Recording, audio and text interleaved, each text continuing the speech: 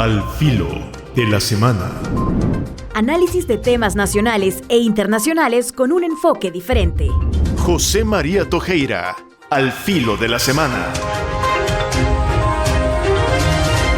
Buenas, ¿qué tal están? Aquí estamos de nuevo al filo de la semana. Vamos a comenzar con un tema que es más estructural, es el tema de la pobreza. Estamos estancados en el 30% de pobres en el país. Los no pobres vulnerables yo creo que se siguen calculando en un 50%. Es decir, que un 80% de la población tiene o problemas serios o graves incluso para vivir, y un 50% tiene dificultades, riesgos, posibilidades de volver a la pobreza, angustias, porque a veces el fin de mes se vuelve demasiado duro, etc. Un 80% de la población está en situación complicada, unos graves y otros simplemente difíciles y un poco angustiosos.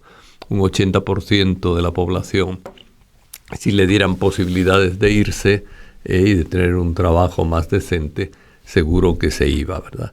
Esta es una situación complicada y difícil para todos, ¿verdad? Es decir, y una situación a la que no se le está poniendo remedio. Es decir, vemos que donde hay más pobreza es en el agro, y el agro es fundamental para salir adelante. Es decir, si los campesinos pueden producir alimentos y pueden venderlos, no solamente mejoran la economía propia, sino también la economía de todo el país y de toda la población.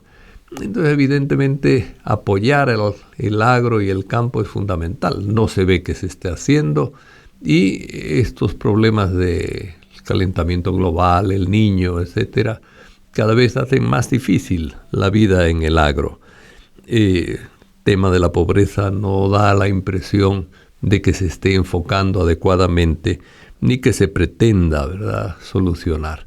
Hay un artículo en esta revista Voz Pública que ofrece datos que comprueban que el mundo de la pobreza está abandonado. De hecho, el título es Bukele abandona a los pobres. Se prefieren subsidios a sectores como los dueños de vehículos, a subsidios a la gente en situación incluso de hambre, ¿verdad? La desnutrición se está volviendo una amenaza seria, especialmente en el sector de los niños. Eso pone en riesgo el futuro del país. Otros aspectos como la vacunación contra la influenza, que apenas hay vacunas, no se está procediendo seriamente a la vacunación, crea también pobreza. Pobreza por las enfermedades, las pérdidas de tiempo de trabajo. Tanto los niños como los adultos son muy susceptibles a las neumonías. De hecho, la neumonía es una de las causas principales de muerte, tanto de adultos como de niños.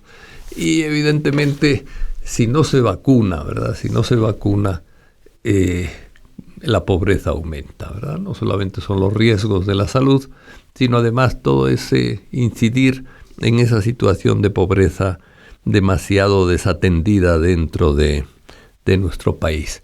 Y un último elemento dentro de este ambiente de pobreza son los embarazos de mujeres demasiado jóvenes, ¿verdad? Ahí se frustran posibilidades, se impide el desarrollo de la mujer, se mantiene un machismo absurdo, que el machismo siempre es enemigo del desarrollo, porque reduce a la mujer a un objeto de utilización del hombre, en vez de darle la plenitud de posibilidades de cualquier ser humano, igual en dignidad, igual en capacidad, igual en inteligencia, a cualquier otro, ¿verdad?, sea hombre, mujer, etcétera. El machismo destruye posibilidades de desarrollo. La lucha contra el machismo es imprescindible para lograr un desarrollo sano de un país, desarrollo económico, hablamos incluso, ¿verdad? Pero como que ese tema ha desaparecido también del ambiente público, ¿verdad? Las feministas hacen muy bien en defender los derechos de la mujer, pero debíamos ser todos los que defendiéramos los derechos de la mujer, ¿verdad?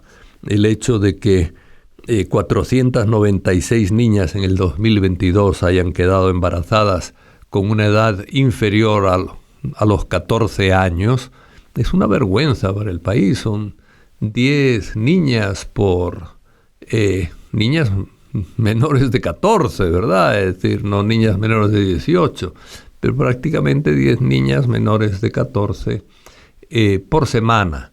Eso realmente es vergonzoso y es un tema que el Estado tiene que tocar, ¿verdad? Es decir, no puede ser eso. Bueno, después de ver este tema de pobreza, sí tenemos que ver algunos temas de derechos humanos, básicamente, ¿verdad? Es decir,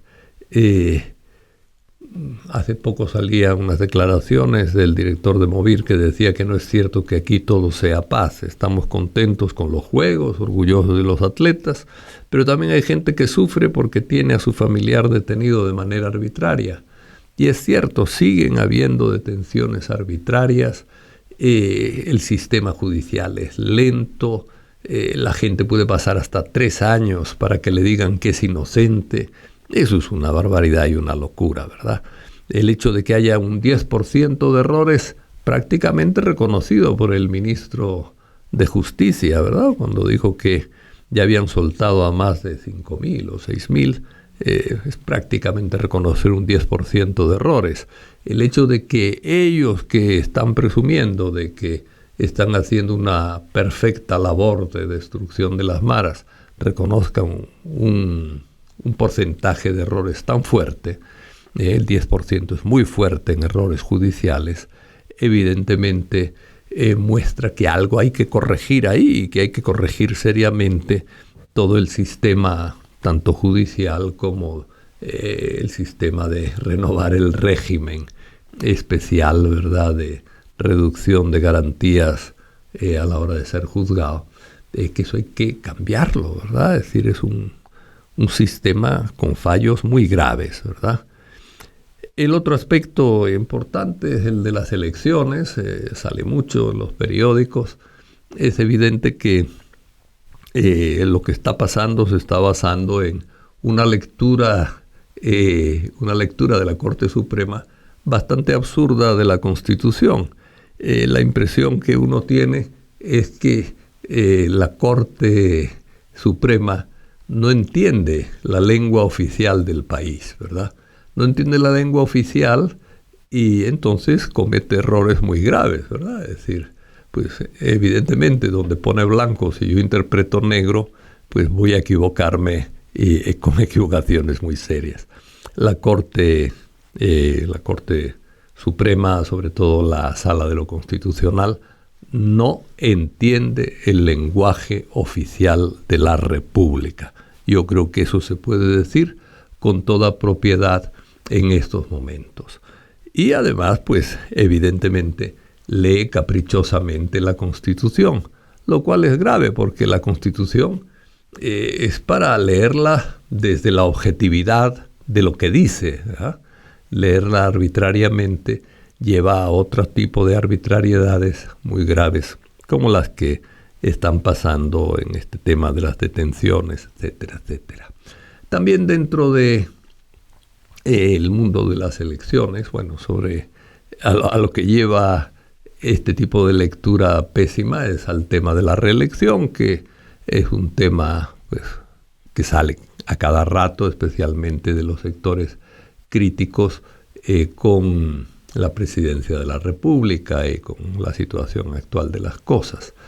Evidentemente, si hay algún procedimiento legítimo, el único procedimiento legítimo sería el de cambiar la Constitución. Hay un método para cambiar la Constitución, reconocido por la misma Constitución.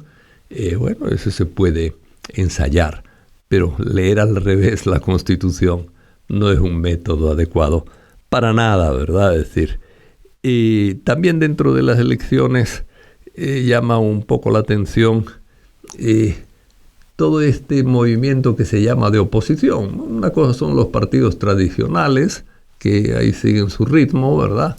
Y otro tema es la propuesta de la sociedad civil de una candidatura única, que ya se ve que no ha funcionado, pero además yo creo que en lo que se ha llamado la oposición había una mezcla de intereses, personas, grupos, etcétera, que ha llevado a la división que hemos visto, ¿verdad? Había dos sectores de la sociedad civil, vamos a decirlo así, y además en uno pues ha pasado una situación vergonzosa, ¿verdad?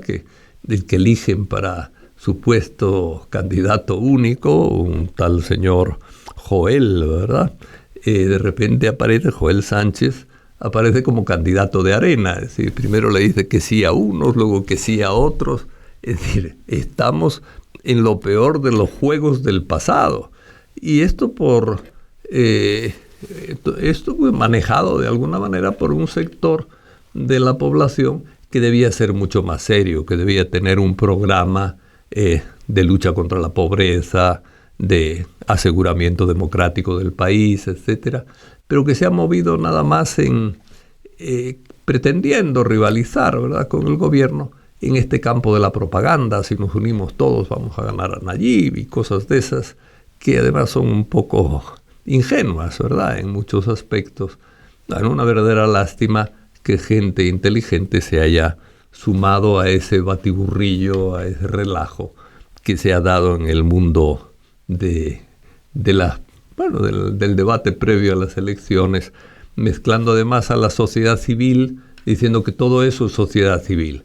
Ahí hay intereses que no son de sociedad civil, hay intereses empresariales, personales, de los partidos políticos tradicionales, etcétera, ¿verdad? Hay una mezcla realmente perniciosa. Yo creo que hubo una ilusión de que todo el mundo ante la democracia se iba a reformar y a querer hacer las cosas bien, pero lo que se refleja en ese tipo de movimientos es que siguen muchos de los errores y de las tendencias del pasado, incluso en ese tipo de unidad que no es unidad. La unidad solamente se puede realizar a partir de programas y de programas serios, y eso falta de cara a las próximas elecciones. No hay un programa claro, ni serio, ni creíble para la gente. Es decir, en ese sentido va a ser difícil que haya como alternancia, etcétera, ¿verdad? Dentro de los temas que hablábamos de pobreza, ya para ir terminando, se me había olvidado mencionar el tema de la eliminación de becas estudiantiles para personas con discapacidad. Se dice que los recursos van a ir a la promoción de los derechos de las personas trabajadoras con discapacidad, pero evidentemente no se puede andar jugando a cambiar de un lado para otro. Las becas son indispensables en muchos aspectos para las personas con discapacidad, y el apoyo a los trabajadores con discapacidad y el velar por sus derechos también es indispensable. Es decir, pero no decir hoy vamos a apoyar a unos, mañana apoyar a otros. Eso es absurdo, y es una vez más esa incapacidad de enfrentar los problemas serios de la población, problemas vinculados a la pobreza muchas veces, porque el que tiene discapacidad y tiene dinero sale adelante, ¿verdad? Pero el que tiene discapacidad y está en situación de pobreza necesita becas y necesita que le defiendan sus derechos, ¿verdad? Las dos cosas, no una sola, ¿verdad? Y deben ser también un objetivo prioritario de un gobierno que quiere ser un gobierno para todos, y que por tanto, si es para todos, tiene que preocuparse especialmente de aquellos que son excluidos dentro de la sociedad. En fin, yo creo que un país no puede vivir mucho tiempo con unos índices altos de injusticia, ¿verdad? Es decir, en el mediano largo plazo crea unos costos muy grandes y crea también una protesta de la gente, eso es real. Y en la actualidad hay además mayores niveles de conocimiento, de comunicación entre la gente, etcétera. Los tiempos se abrevian. Yo creo que meterle más racionalidad a nuestro país es indispensable si queremos disminuir las crisis y los conflictos que van a ser cada vez más fuertes si seguimos por el camino que hemos tomado. Y esto hasta ahora. Nos vemos el próximo viernes y que tengan un buen fin de semana. Al filo de la semana.